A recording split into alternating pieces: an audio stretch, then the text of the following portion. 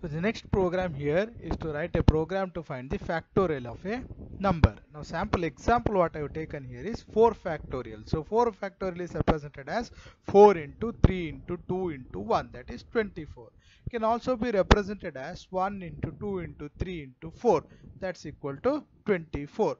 Now each step what you are performing here is just multiplication. Multiplication is the task what we are going to perform in each steps.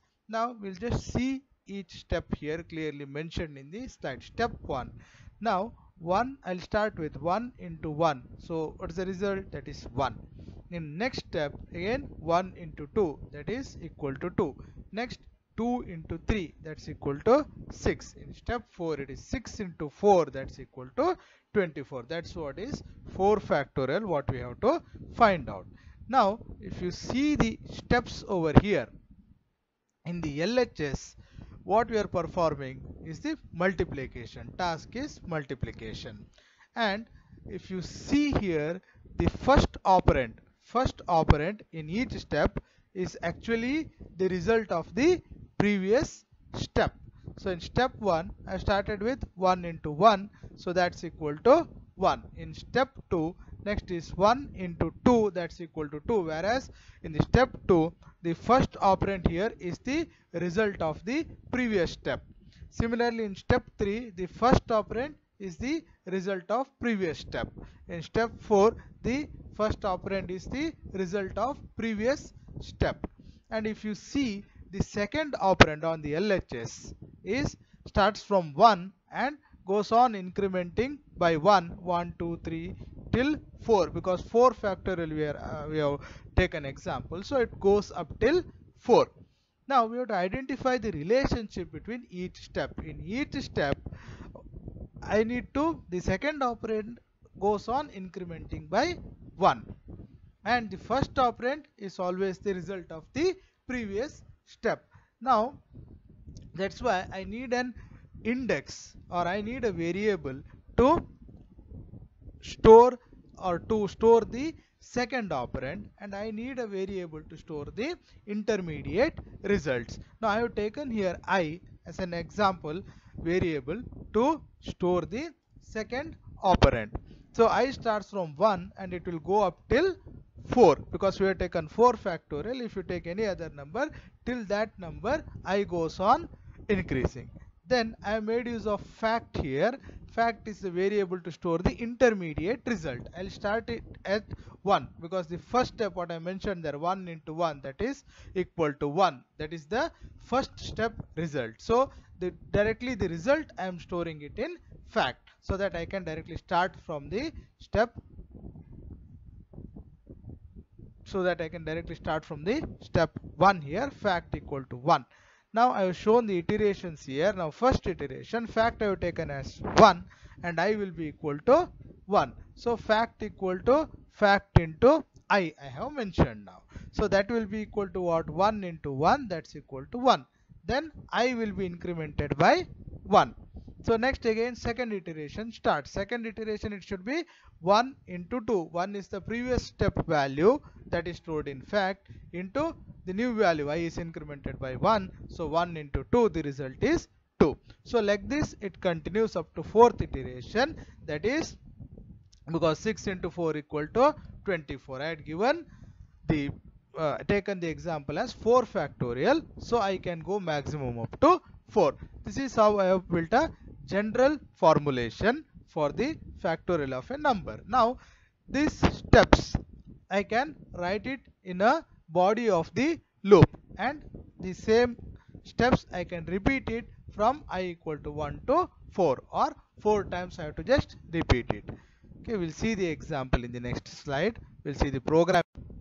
So now in the program here I have taken I to represent the index, n to accept the value from the user, that is the number for which the factorial has to be found out. Then to store the intermediate results, each step result, I made use of fact. I have initialized it to 1. Now enter an integer, that is to indicate to the user to enter a value. Now in this example I have taken it as 4. Now user enters a value 4 that is stored in variable n. Now I have made use of a for loop to perform the tasks. Now first, for I equal to 1, as we have seen in the previous slide itself, the second operand starts from 1 and it moves up till the n value, that is the number which the user has given. So I is initialized to 1. Then it will check the condition whether I is less than or equal to n. I is 1, so 1 is less than or equal to n I have given it as 4. So I is less than or equal to 4 is true, so it will come inside the loop, and now it will execute the statement fact equal to fact into I. Fact I have initialized to 1, so 1 into 1, the result is 1. That will be stored in fact. Now it will go back to the loop, for loop statement, and now it will go to the updation part, that is I plus plus.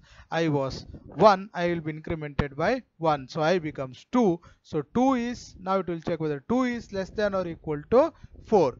True. So again it will come inside the loop and fact equal to fact into I. So fact value was updated to 1, so 1 into 2, so the result is 2. That will be stored in fact. That is what is shown in iterations over there. First iteration, second iteration, third iteration, fourth iteration. After the fourth iteration is done, then I is updated by 1, I becomes 5. Now it will check the condition, 5 is less than or equal to 4.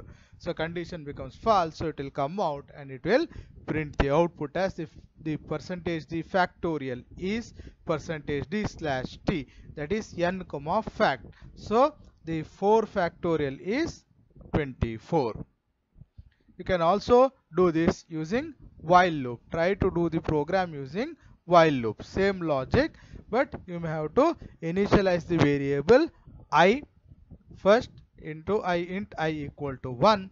Then anyways fact will be set to 1, and in the while loop you will have to check the condition and then increment it within the while loop itself. You can try it with.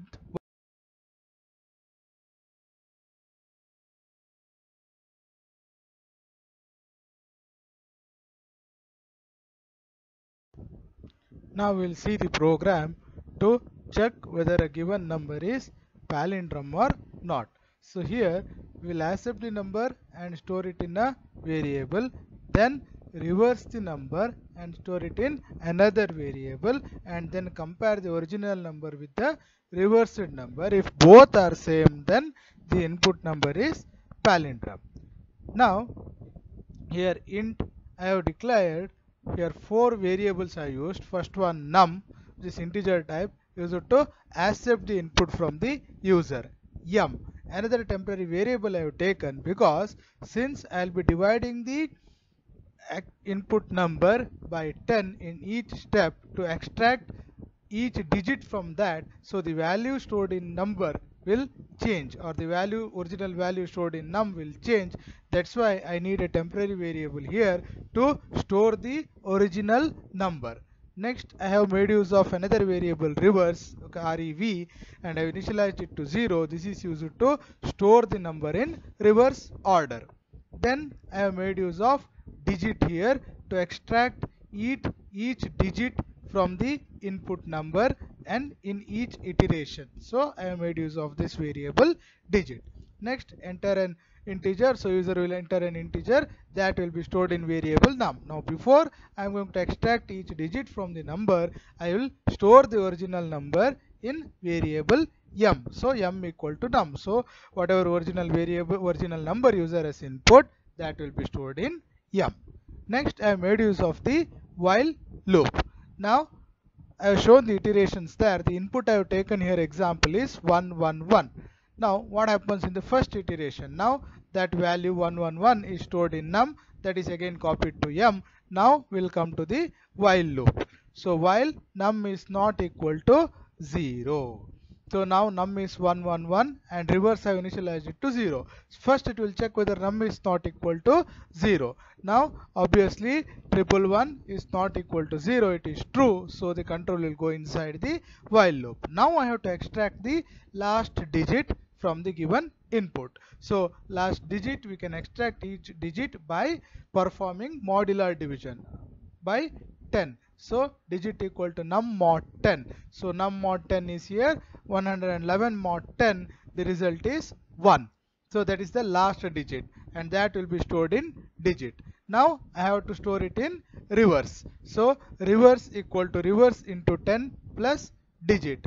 Now because each time extracting the digit, so I obtain the digit by performing mod operation, so that is why I am multiplying it with reverse with the 10 and then adding the digit. So reverse is 0, so 0 into 10 will be 0 plus digit what I extracted now is 1, so reverse will have 1, that is the first digit.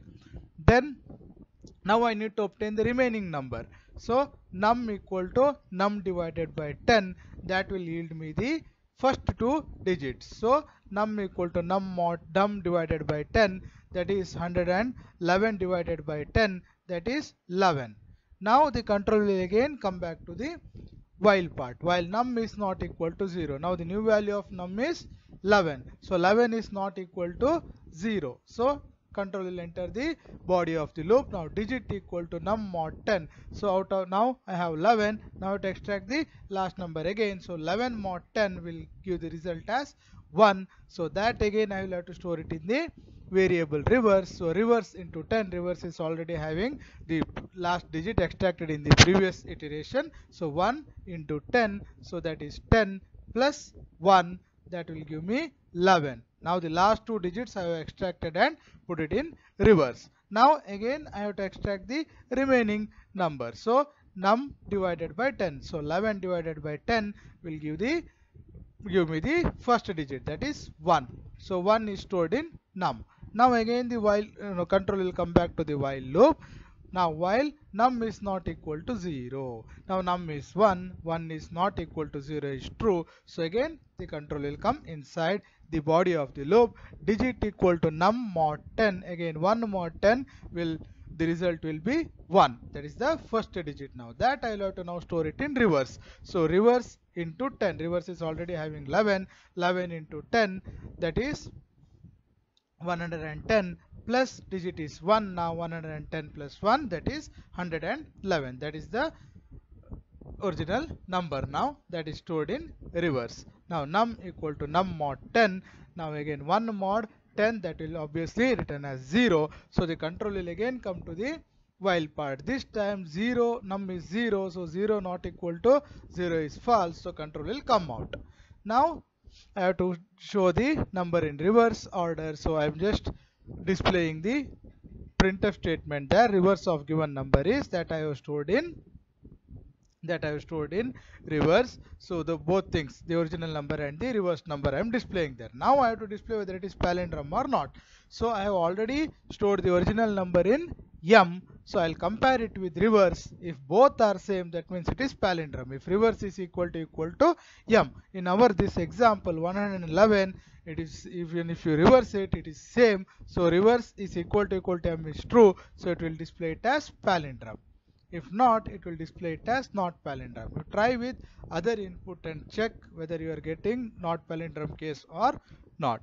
Then refer the student manual and write the algorithm flowchart from the student manual. Then program, you refer to this program and you execute this program, get the output, write the output also in the observation. So in the observation you have to write algorithm flowchart program and the output, and same thing you have to write in the record also.